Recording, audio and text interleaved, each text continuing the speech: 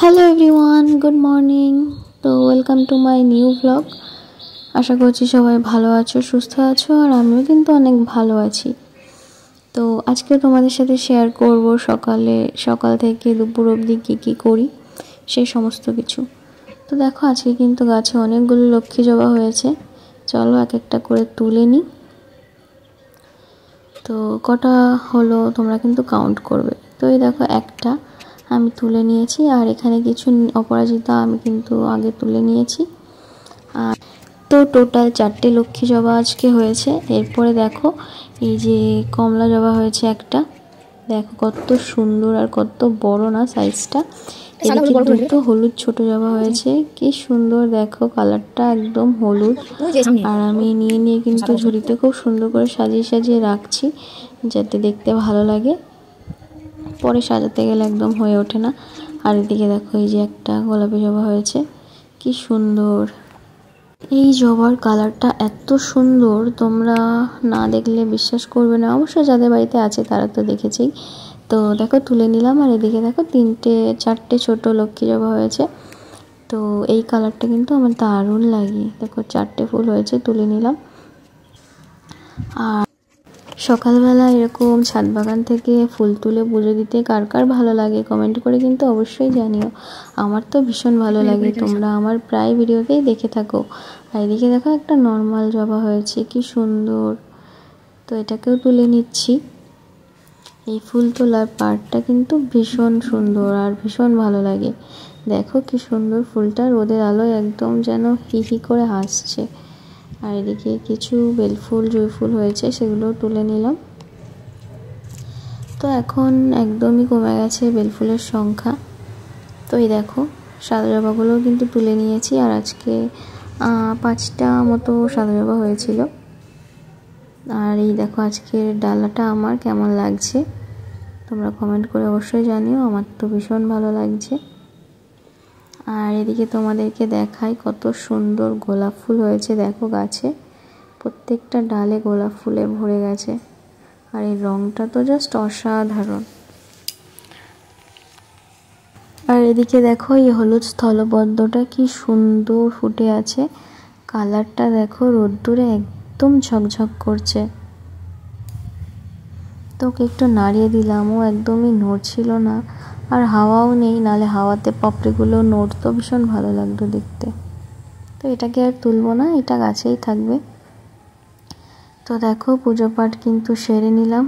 ঠাকুরকে ফুল প্রসাদ দেওয়া হয়ে গিয়েছে। তো এই দেখো, আজকে ঠাকুর ঘর কেমন লাগছে তোমরা কমেন্ট করে কিন্তু অবশ্যই জানিও। এই দেখো, মা লক্ষ্মীর ঘটে আমি কমলা জবাটা দিয়েছি। আর এদিকে সব ঠাকুরকে কিন্তু মোটামুটি একটা করে জবা আজকে হয়ে গেছে, কারণ আজকে কিন্তু অনেকগুলোই জবা ফুল হয়েছিল তোমরা দেখলে। তো পুজো আমার শেষ, চলো এখন নিচে যাব।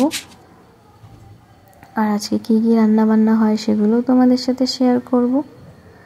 ঠাকুরের এই ভিডিও করা মানে আমার করে মনই ভরে না। আমি যত ভিডিও করি না কেন আমার যেন কম লাগে, তাই জন্য আরও একবার তোমাদেরকে দেখিয়ে দিলাম। এই তো পুজো পাঠ শেষ করে দেখো, দুপুরে রান্না শুরু করে দিয়েছি। সকালের টিফিনটা আর শেয়ার করা হলো না, তবে দুপুরে রান্না করছি এই যে ভোলা মাছ সর্ষে দিয়ে আর কুদুলি ভাজা।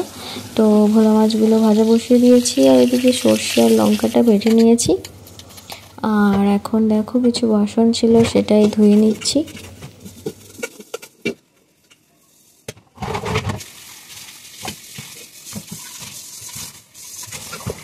তো বাসনগুলো ধুয়ে হাঁড়িতে জল দিয়ে নিলাম, ভাতটা বসাবো। আর এদিকে দেখো, কুদলি ভাজাটা কিন্তু বসিয়ে দিয়েছি আর লবণ দিয়ে ঢেকে দিলাম।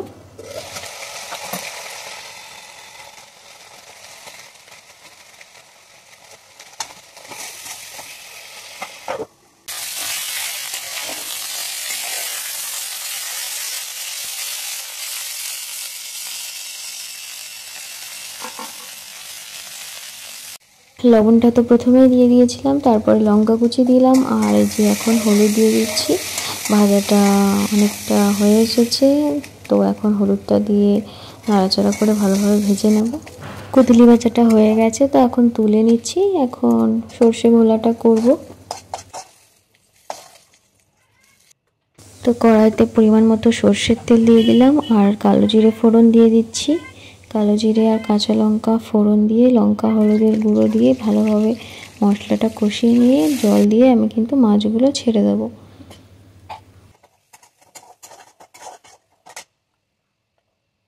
আমরা যেহেতু একটু ঝাল পছন্দ করি তাই 4-5টা কাঁচা লঙ্কা বেটে দিয়েছি আর ওই 2 চামচ মতো শুকনো লঙ্কার গুঁড়ো দিয়েছি। তোমরা যে যেমন ঝাল পছন্দ করো তেমন দেবে। তো পরিমাণ মতো লবণ দিয়ে দেখো মশলাটা ভালোভাবে কষিয়ে নিচ্ছি। এরপরে মাছগুলো এক এক করে ছেড়ে দেবো।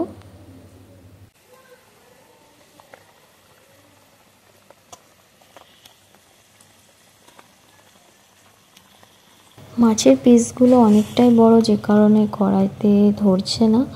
তবে এই কড়াইটাতে যেহেতু রান্না শুরু করে দিয়েছি তাই আর কড়াইটা চেঞ্জ করলাম না।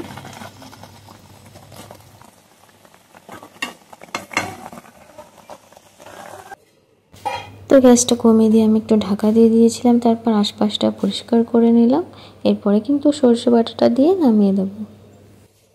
তো প্রথমে তো সেভাবে ইন্ট্রো দেওয়া হয়নি, তাই hello everyone, welcome to my new blog.